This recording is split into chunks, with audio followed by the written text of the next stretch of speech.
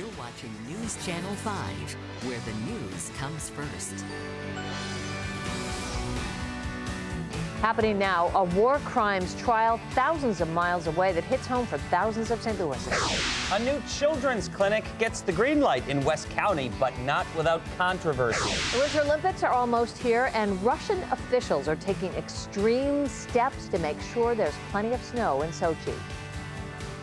Good morning at 6 o'clock on this Tuesday. I'm Jennifer Blome. Nicole Burley is off today. And I'm Pat McGonigal. So much to get to this morning. One story we're going to get to, we're going to dig into Google Analytics a little bit. Do you ever type in a full sentence, like where can I get the cheapest? And Google finishes your sentence for you. Well, there's a new thing out that finishes the sentence when you type in, why is Missouri so...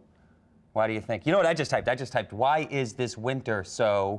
And what do you suppose? And you can't say what it said. Well, no, it said cold. Get your mind out of the gutter.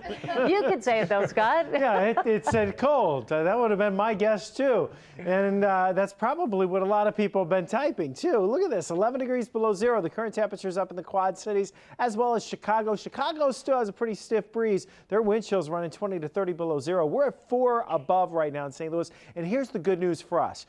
There's not a whole lot of wind out there this morning, so wind chills are no longer the big issue here, but these cold temperatures are. We're going to be holding around 4 degrees here, probably dropping maybe to about 3 at 8 o'clock this morning. We have some high clouds around. They'll be thinning out, but the morning rush hour roads are dry. Evening rush hour roads are dry. Still cold this afternoon, though. Temperatures in the mid to upper teens for your afternoon highs. We're looking at 16 when you start home at 4 o'clock or so. Sarah, what's going on those roads this morning? You were talking about that stalled tractor trailer earlier. Yeah, it's actually a FedEx truck, Scott, that is disabled on southbound 170. Take a peek here. It does have one lane blocked near St. Charles Rock Road, so if you're traveling that direction and see some flashing lights, that is what you are approaching. Again, just one lane blocked at this point, but as they continue to try and get that up and moving, or even a tow truck, there may be some more lane restrictions in the near future, so just keep that in mind as the morning commute continues to pick up. Everywhere else, we are in pretty good shape.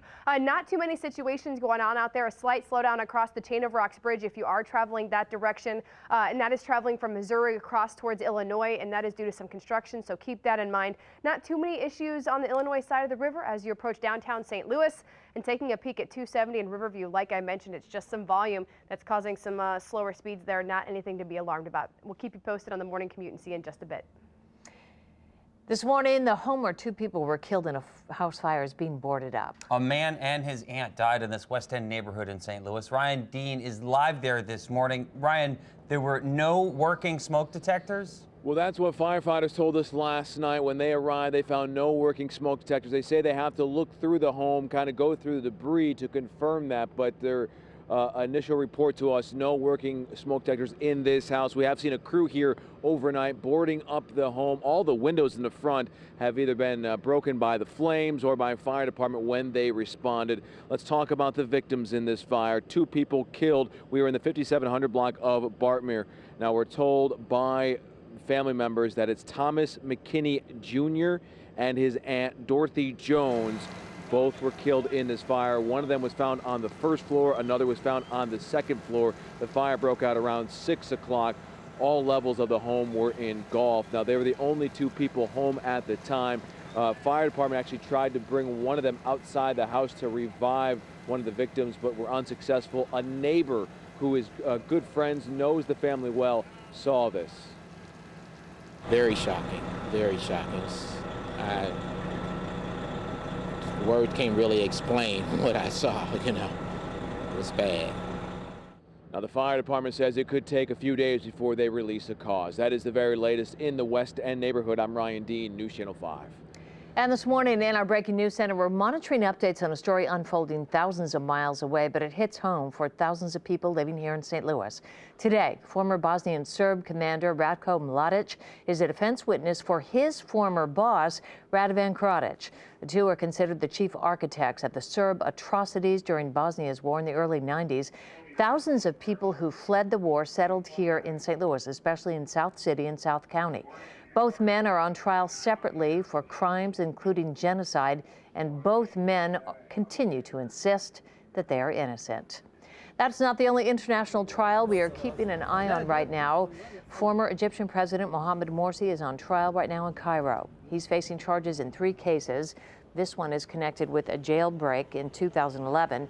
Morsi was ousted from power last year after protests sparked the military to take action. Vigils will be held all across the state today, less than 24 hours before a Missouri man's execution. Herbert Smalls is scheduled to die at 12:01 tomorrow morning for the 1991 murder of a Chesterfield jewelry store owner. Now, his attorneys are trying to get a stay. So far, they've had no luck. If it goes through, it will be Missouri's 3rd execution in as many months. Another meeting is scheduled tonight to help parents of Riverview Gardens students work through the transfer process. Kids who want to leave the failing district must meet face-to-face with school officials by Monday.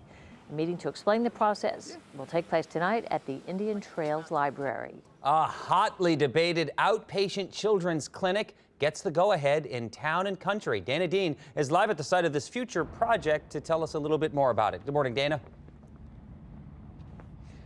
Well, Pat, I'm at 64 and Mason, and this is where BJC Healthcare is expanding its children's hospital services here in Town and Country. According to the Post-Dispatch, the Board of Aldermen voted 7-1 last night to approve the new medical office building and outpatient center. The 16-acre property was once used by the Missouri Highway Patrol. Some nearby residents fought the project, saying it would create too much traffic. BJC says it serves 1,600 families in Town and Country. Reporting live, I'm Dana Dean for News Channel 5.